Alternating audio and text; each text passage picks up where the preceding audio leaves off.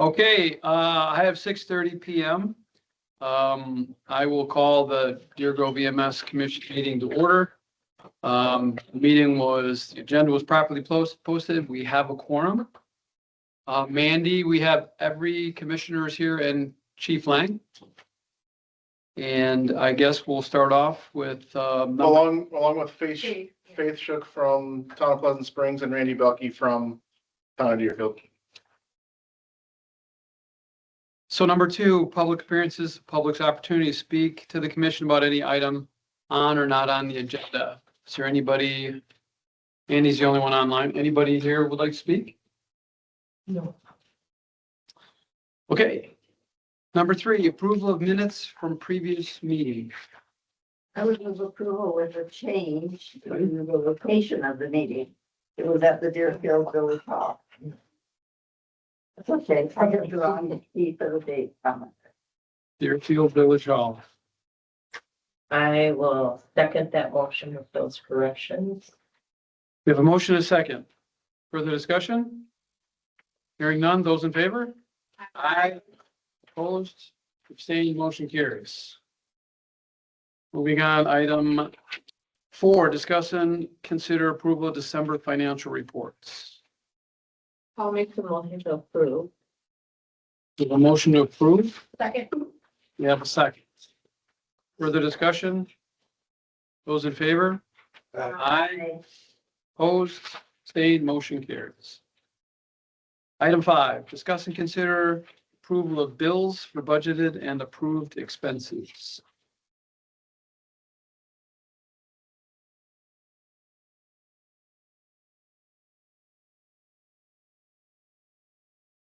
I make a motion to approve, Tigerson, makes a motion to approve the call second. You have a motion and a second. Further discussion? Hearing none, those in favor? Aye. Opposed, abstained, motion carries. Discuss and consider approval of write-offs and aging accounts. All right, Did you so receive for December? no, Okay. that's what I was gonna cover, is that we don't have any requests for hardship waivers, but we also didn't get all the information from EMSMC until yesterday afternoon. So there was no ability for us to get anything to you guys. So next month will have to be kind of a double dip. We're gonna look at both months where it was a perfect storm of a month that starts on a Thursday, sprinkle in a holiday, and that got everything behind. We've made them aware that there'll be similar, without the holiday, but similar circumstances to a month starting on a Wednesday or a Thursday later in the year. And those are months that they should pay special attention to meet the deadlines we've requested of them. When you look at the monthly report, it gives you a pretty good snapshot of December. It's just not quite as accurate as the reports that we give you. The other thing to report for the year is that our physical collections, actual dollars that we brought in was 1,047,237 with our goal for the year. The 1,020,000 is a budget line that's in the P&L. That budget line was planned to be at 1,020,000. That budget line also includes some of the write-offs that go to collections. So when you look at 620 ambulance run fees from January to December, and this number could adjust a little bit because of getting the proper reports from EMSMC.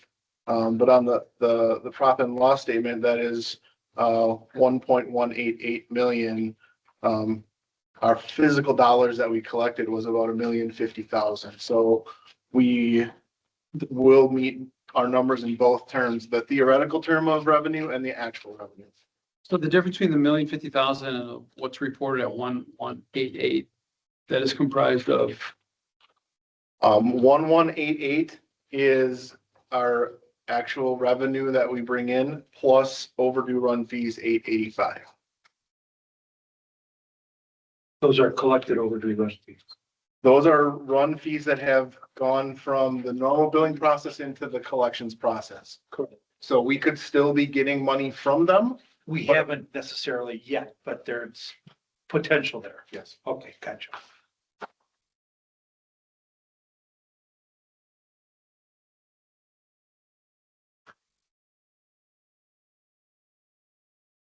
I'll make some motion to approve. So we're kind of moving through November and no hardships.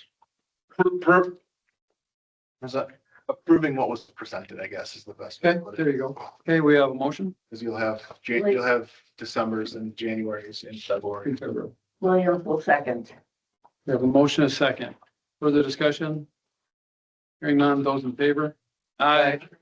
Opposed, abstained, motion carries. Number 7, staff report. Okay. So you can see that we finished our year +4 for calls. And the other important stat was we were 1 fewer missed call or calls where we needed someone else to respond for us in 2015 compared to, or 2025 compared to 2024.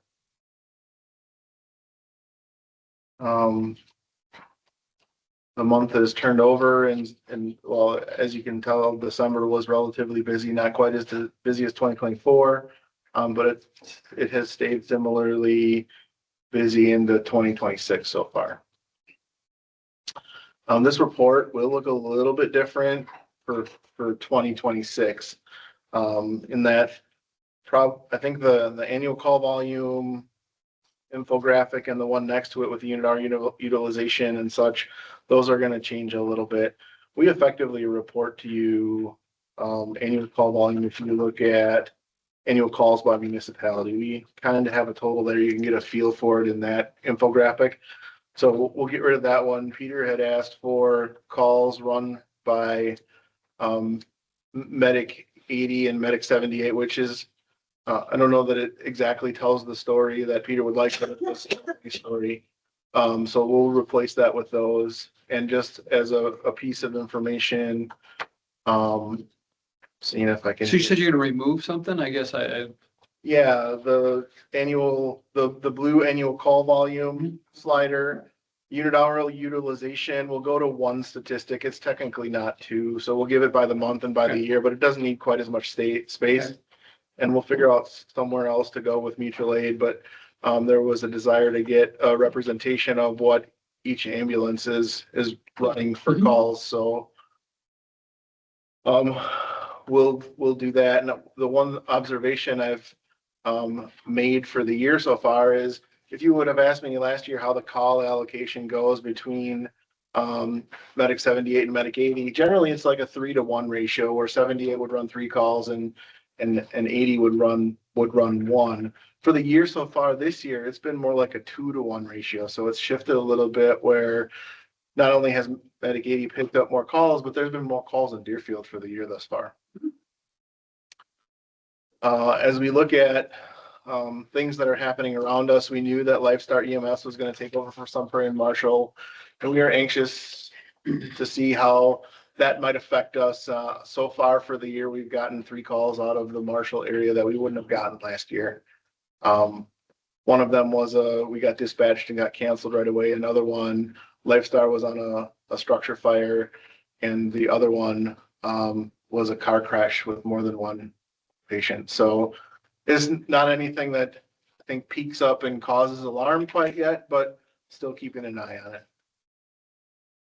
So if Sun Prairie still had been providing service over there, Sun Prairie would have sent a second ambulance of theirs over to cover the call that you. Probably one of them. Probably the one that they were assigned to a structure fire. They would have, Sun Prairie would have covered it themselves. The car crash was at basically 73 and 94. So it's really hard for a car crash to send an ambulance all the way. Sure. No, that's fine. I was just curious to, if things were the way they were, how the makeup would have been. Yeah, I think we still would have gotten one of those calls, as opposed, one of them was a straight up cancel where they went en route and I don't even know if they got out of Deerfield before they got canceled. So the other two we wouldn't have gotten, so that it We was would have gotten one of those. one of the three we would have gotten regardless as Yeah. mutual aid. Yeah, even if Sun Prairie was provided. It's interesting though, if some prairie wide Dane County would assign us versus some prairie. GPS bases now, Okay, whereas before, it was district based. yes. Oh, okay, interesting. There was a comment on QuickBooks is changing. Yeah, Yeah, I guess the question on that one is there a better way to manage payroll and hours? I mean, we're gonna have to investigate that for sure. And that's part of Mhm. the process with Okay. having a person in a full-time position. The same thing is happening at the town. They use QuickBooks as well. And they're being charged the same fee that we are. is the town using an app for clocking in and clocking out? Is the town using what? An app, phone app for clocking in and clocking out? Sort of No, automate that I out. think there, it's all manual. This isn't, The this is, village does. yeah, this is not so much about the time card piece. It's the whole payroll Yeah. process. what I'm Yeah, it's the number of users. So they're gonna charge us by number of users and we're looking i.e. at, employees. yeah, number of people that we have to People, physically payroll. pay, Yep. and it's gonna add. I think if we did the quick calculation, it was something like $140 extra per month. For the payroll stuff. But from a quick conversation with Kim, who has put a little bit of work into investigating this, there's really nothing else that'll do any better or cost any less. But we'll have to figure that out for ourselves.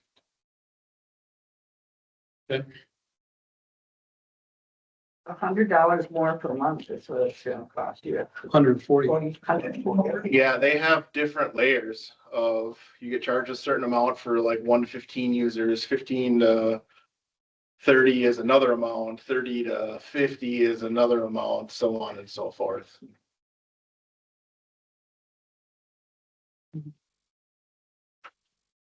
I just have a question because I don't see it in here. I know 2 meetings ago I asked about the status of the CQI committee. Yeah, we're working on CQI in phases. We adjusted the way that the calls get reviewed, so that was the first phase. So the next phase is we're doing the billing review daily. And then once that gets all built out and we know that it works, then it goes into CQI review of the physical care that's provided. So it was an incremental step that we needed to make. And I know like you had lost some CQI members. Have you been recruiting from the staff to sit on that final review committee? We will. Okay, And we haven't, like, the members that had been on the CQI, that the only one that we lost was Devin. okay. So those other members still remain. But we'll ask around if anyone else is interested in the process.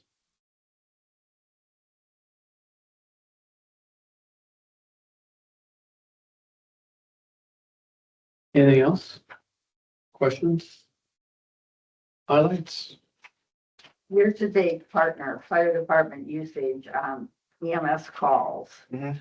Cottage Grove 58, Deerfield 38. How does this compare with previous years? I didn't run the statistic in previous years, but it's pretty, it's pretty static, it seems. And those are calls where we would have never needed a fire department on unless we needed help, which would exclude, like, a car crash is a call that automatically the fire departments get dispatched to. So that's not part of this statistic. So it's we go to somebody that's not feeling well, they're too large for us, or their house is too cluttered or too difficult to move by 2 people, and we need extra lifting assistance, or the patient is in a critical nature and we need both of our providers in the back of the ambulance. That's what this number represents. And about 1 a week is pretty close to where we've been at throughout the last bunch of years. Obviously, we had a discussion about this early in 2025, but we also had months where we had 135 or 138, 130, 125, and 118 calls, which has been kind of the busiest first third of the year for us, and a lot of those calls were critical in nature. So we had a big uptick on the beginning of the year, and then it kind of slowed down for quite some time. And then towards the end of the year, our calls pick up again, and it seems like in that winter respiratory, the stuff that you guys were talking about before the meeting started.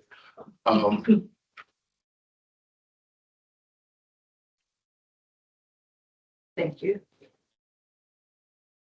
So the officer group is meeting and they're reading the culture code. Is that like on your own and then they just need to talk about it? Or? Yeah, we read certain chapters at a time, and then we talk about what it means to us and how we take those chapters and compare them to our operations and our kind of leadership style within the operation.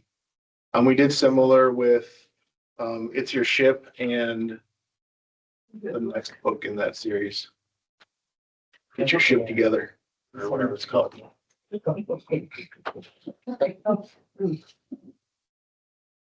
That's awesome. Looks like you got a lot of CPR refreshers. Reflexes. Especially events, only a couple coming. Yeah, not a ton.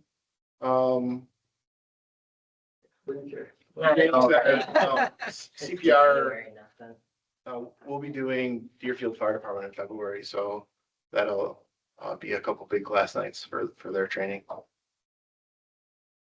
I was impressed by the number of hours the casual staff group provided last month.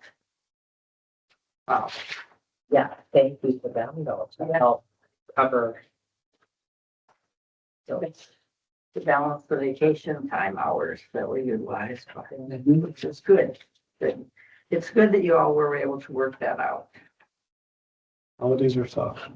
Yeah, and I think statistically speaking we were at like 99.9% second ambulance coverage, and that's not just an attestation to the dedication of the casual group. It involves full timers as well. When there's no casual staff available, someone has to work. So I noticed, first time I know the sick person was the top reason incidents by complaint reported to dispatch. I mean, it's been fall every other month. So that flu really is, Sick by a long shot. yes, amazing, crazy.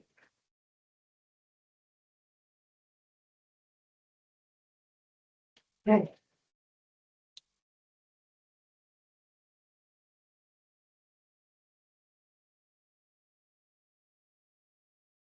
Anything else? Good. All right, thank you, Chief. Moving on to number 8, correspondence. no, None. Wow. Everybody was too busy to write this month, huh? too busy sending out Christmas they cards. sent out Christmas cards. Right off. It's a crazy time, holidays. Okay, moving on to number 9, update on the contract from SSM for medical directions. We signed what we got from SSM and sent it back to them, and now we're waiting for the signature back to them. Which was a copy that they basically had marked up, and for the most part was, Yeah, I think they added a couple markups, but it was just like a word or two here and there. It Yeah. wasn't anything significant or that changed anything. there shouldn't be anything that would prevent them from executing. No, So, no, it seems that we didn't change anything after they did, so.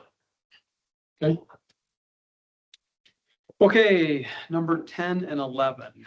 So I'll go ahead and read them. Consider adopt motion to move into closed session pursuant to Wisconsin statutes 19.85, paren 1, paren C, for the purpose of considering employment, promotion, compensation, or performance evaluation of any public employee over which the governmental body has jurisdiction or exercises responsibility, for the purpose of hiring, final hiring recommendation and compensation offer for the administrative services manager. We're going to do both of them. I'll do number 11. Same thing, consider adopt motion to move into closed session pursuant to Wisconsin State Statutes 19.85, paren 1, paren C, for the purpose of considering employment, promotion, compensation, or performance evaluation data of any public employee over which the governmental body has jurisdiction or exercises responsibility. This is for the purpose of the yearly performance review of the chief. So we'll take roll call vote. Second. I'm sorry. I will move. Okay, we have a motion. A second. And we have a second. Do a roll call vote. Paul, yes. Do it, yes. Severson, yes. Williams, yes. Dahl, yes. Anders, yes. Okay, we will move into closed session and we'll start with the first one. All right, for item number 1, I make a motion to extend the offer as discussed in closed session for our candidate of the administrative manager. If the candidate does not accept offer, to immediately proceed with identifying a candidate to present at the February meeting. Second. We have a motion and a second. Further discussion? Those in favor? Aye. Opposed? Abstained? Motion carried. Oh, No. I'm sorry. We have 5 ayes and 1 no. Opposed, nothing. Motion carries. Okay, number 11. All right, then a motion for the item number 2, the chief's review and raise, move forward as discussed in closed session. Second. We have a motion and a second. Any further discussion? Those in favor? Aye. Opposed? Abstained? Motion carries. Motion to adjourn. We have a motion to adjourn. We have a second, non-debatable. Those in favor? Aye. Okay.